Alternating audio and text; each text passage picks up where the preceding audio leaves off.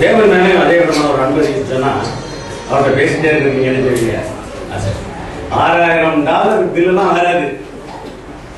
பேசுறதுக்கு எந்த விதமான செலவும் இல்லை. பேசலாம் பேசிட்டேன். அதுவும் அதுக்கு ஆர்டர் சொல்ற நீ வேலைகள்லாம் செய்யக்கூடாது சொல்ல வேலைகளை செய்ய வேண்டிய இருக்கு. ஒரு நாள் நீ அந்த வேலையெல்லாம் மறந்துட்டு என் கூட பேசிக்கிட்ட. அப்போது கிடைக்கக்கூடிய ஒரு ஆறுதல் சந்தோஷம் உங்களுக்கு வாழ்க்கையில வேற எங்கேயும் கிடைக்கும். நீ செய்து பாரு.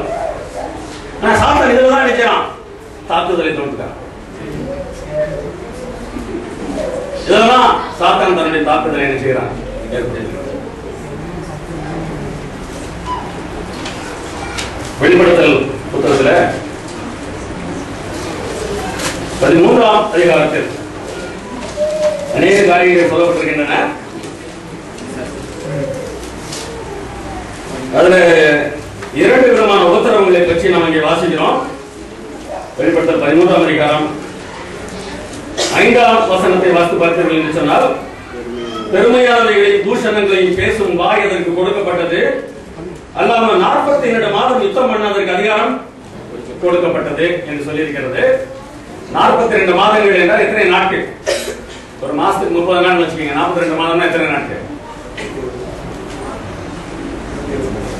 120.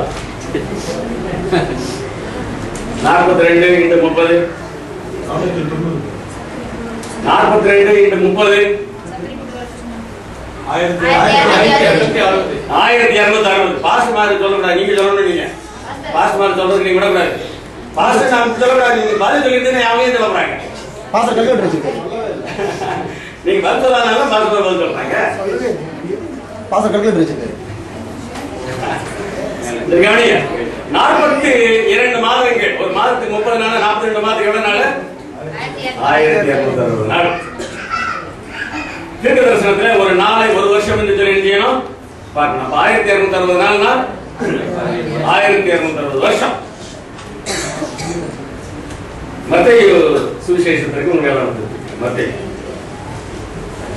74ஆம் அதிகாரம். இந்த 1260 வருஷ உபத்திரவத்தை பற்றி பேசும்போது வேதாகமம் இப்படி சொல்லுகிறது. மத்தேயு 24ஆம் அதிகாரம் 21ஆம் வசனம். ஏனெனில் உலகம் உண்டானது முதல் இதுவரைக்கும் சம்பவிக்கிறாததும் இனிமேலும் சம்பவிக்காததுமான மிகுந்த உபத்திரவம் அப்பொழுது உண்டாயிருக்கும். அந்நாட்கள் குறைக்கப்படாதிருந்தால் ஒருவனாயும் தப்பி போவதில்லை. தெரிந்து கொள்ளப்பட்டவர்கள் நிமித்தமோ அந்த நாட்கள் குறைக்கப்படும் என்று சொல்கிறார். உலகம் உண்டானது முதல் இதுவரைக்கும் உண்டாகிறாத உபத்திரவம் ஆண்டுடைய பிள்ளைகளுக்கு நாட்களில் இருக்கும். அந்த காலத்தை ஆண்டவர் குறைக்கவில்லை என்று சொன்னால் அவருடைய பிள்ளைகள் அறிந்து கொண்டிருப்பார்கள் என்று சொல்லக்கூடிய அளவுக்கு மிகுந்த உபத்திரவம் இந்த 42 மாதம் அல்லது 1260 வருஷம் செய்தி நடச்சு. 29ஆம் வசனம் பாருங்க. அதே மத்திய 24 29. அந்நாட்களின் உபத்திரவம் முடிந்தவுடனே சூரியன் அந்தகாரப்படும், சந்திரன் ஒளியை கொடாதிருக்கும். 1780ஆம் ஆண்டு சூரியன் ஒளிபடாமல் சந்திரன் ரத்தமாக காட்சி அளித்தது. 1833 நட்சத்திரங்கள் விழுந்தன. இதை பற்றி என்ன சொல்லுதுன்னா, அந்நாட்கள் உபத்திரவம் முடிந்தவுடனே, இது உபத்திரவம் முடிந்தது என்பதற்கான அடையாளம். அப்ப வேதத்துல சொல்லப்பட்டிருக்க ஒரு பெரிய உபத்திரவம் நினைச்சிருக்கு முடிந்து விட்டது. ஒரு முக்கியமான காரியத்தை நீங்க கவனிக்கணும். அதுக்காக தான் இந்த கருத்து ஒரு மாதிரி சொல்றேன். இந்த உபத்திரவத்தை பற்றி இயேசு என்ன சொன்னார்? உலகம் உண்டானது முதற்கொண்டு இதுவரைக்கும் சம்பவியாததும் இனிமேலும் சம்பவியாததுமான உபத்திரவம் அது முடிஞ்சு போச்சு. பொதுவா வரப்போகிற காலத்தை பற்றி நான் பேசும்போதெல்லாம் இந்த உபத்திரவத்தை பத்தி கேட்டு அல்லது பேசி நாம் நம்மை நாமே பயமுறுத்திக் கொள்கிறோம் அல்லது மற்றவர்கள் நம்ம என்ன செய்கிறார்கள்? பயமுறுத்துகிறார்கள். உபத்திரவம் வருகிறது. அந்த உபத்திரவத்துக்கு நீங்க என்ன செய்யணும்? தப்பணும் அப்படின்னு சொன்னா அது செய்யுங்க இது செய்யுங்க அப்படின்னு சொல்றாங்க. உபத்திரவம் வருகிறது உண்மை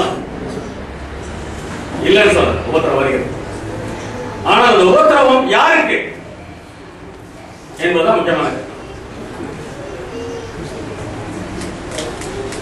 தானியேல் 12ஆம் அதிகாரம் தானியேல் 12 முதலாம் ஒரு ஜனத்தின் புத்திரருக்காக நிற்கிற பெரிய அதிபதியாக மிகாயேல் அக்காலத்தில் எழும்புவான். யாதொரு ஜாதியாரும் தோன்றினது முதல் அக்காலம் மட்டும் உண்டாயிராத ஆபத்து காலம் வரும். இங்கே அரைமரோடு இருப்பாரு. முதல் உபத்திரத்தை பார்த்து ஆஸ்தம் இதுவரை சம்பவியானது, இனிமேலும் சம்பவியாது. இங்க என்ன சொல்லியிருக்கு? யாதொரு ஜாதியும் தோன்றினது முதல் இதுவரைக்கும் வராத உபத்திரம், ஆபத்து காலம் வரும். இது ரெண்டும் ஒன்னா வித்தியாசமானதா? ஆனா வித்தியாசமானது. ஆனா ரெண்டுலயும் ஒரு வார்த்தையை பார்க்கிறேன், இதுவரைக்கும் நடக்காதுன்னு சொல்லி நினைச்சிருக்கு சொல்லியிருக்கு. அப்படின்னா அங்க ஒரு பிரச்சனை வருது.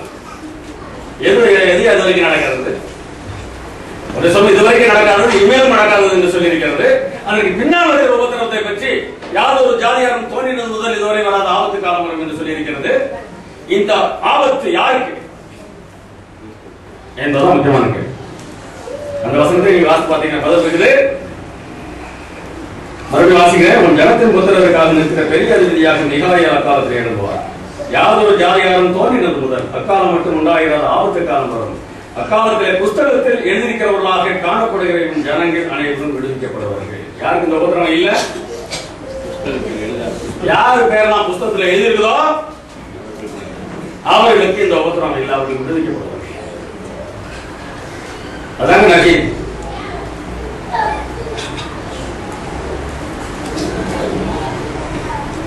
வித்தியாசமா சொல்ற தெரியலாம், அதான் உண்மை, அதான் உண்மை.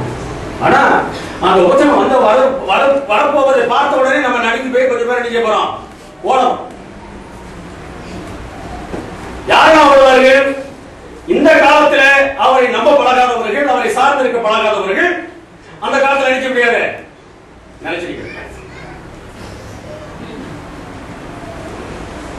சாதாரண காலத்திலேயே ஓட முடியாதவர்கள் யுத்த காலத்தில் எப்படி ஓட முடியும் என்று இறைவன் ஒரு கேள்வி எழுப்புகிறார். யோர்தானிலே வெள்ளம் வரும்போது அவர்கள் எப்படி ஓடுவார்கள் என்ற ஒரு கேள்வி இறைவன் எழுப்புகிறார். இந்த காலங்களில் தேவனுடைய இளைப்பாறுதலை பெறாதவர்கள்,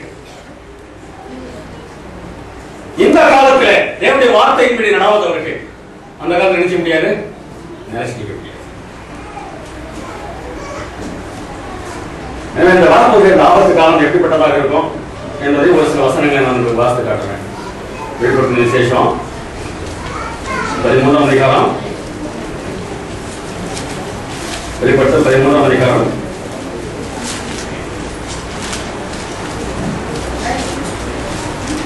அங்கே ஒரு ஆட்டுக்குட்டிக்கு ஒப்பான ஒரு மிருகத்தை குறித்து பேசியிருக்கிறது.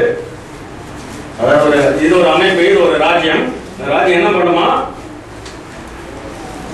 14ஆம் வசனத்திலிருந்து பாருங்க, 13ஆவது பாருங்க. அன்றையும் அது மனுஷனுக்கு முன்பாக வானத்தில் இருந்து பூமியின் மேல் அக்னி இறங்க பண்ணத்தக்கதாக பெரிய அற்புதங்களை நடப்பித்தது. இல்ல என்ன கேட்டாங்க, நம்ம ஏன் அற்புதம் செய்யக்கூடாது அப்படின்னு. நீங்க அற்புதம் செய்வது முக்கியமானது அல்ல. ஆனா நான் தனிப்பட்ட முறையில் தேவதேசத்தில் சென்று நான் அற்புதங்களை பெற்றுக்கொள்ளலாம், அது ஒன்றும் பிரச்சனை கிடையாது. ஆனால் அற்புதங்களை வைத்துதான் சாத்தான் இன்னைக்கு உலகத்தை நினைச்சப்பனா ஏமாற்ற போகிறான். மிருகத்தின் முன்பாக அந்த அற்புதங்களை செய்யும்படி தனக்கு கொடுக்கப்பட்ட சத்துவத்தினாலே பூமியின் குடிகளை மோசம் போக்கி பட்டயத்தினாலே காயப்பட்டு பிழைத்த மிருகத்திற்கு ஒரு சொரூபம் பண்ண வேண்டும் என்று பூமியின் குடிகளுக்கு சொல்லிட்டு, மேலும் அம்மிருகத்தின் சொரூபம் பேசத்தக்கதாகவும் மிருகத்தின் சொரூபத்தை வணங்காத யாவரையும் கொலை செய்யத்தக்கதாகவும் மிருகத்தின் சொரூபத்திற்கு ஆதியை கொடுக்கும்படி அதற்கு சத்துவம் கொடுக்கப்பட்டது.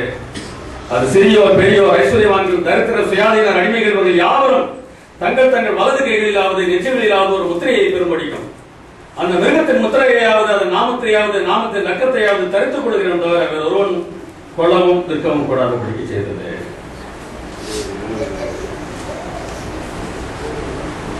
நான் சொல்றதுக்கு நீ நடக்கிறேன்னா உங்களை கொண்டு போட போகிறோம் என்று சொல்லி இந்த அமைப்புகள் சட்டம் இயற்றப்படுகின்றன.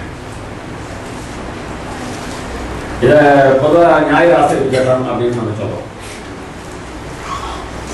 எந்த விதத்துல அந்த ஞாயிறு ஆசிரியர் சட்டம் ஒரு இடத்துல வரும் என்பது எனக்கு தெரியவில்லை, ஆனால் வரும்.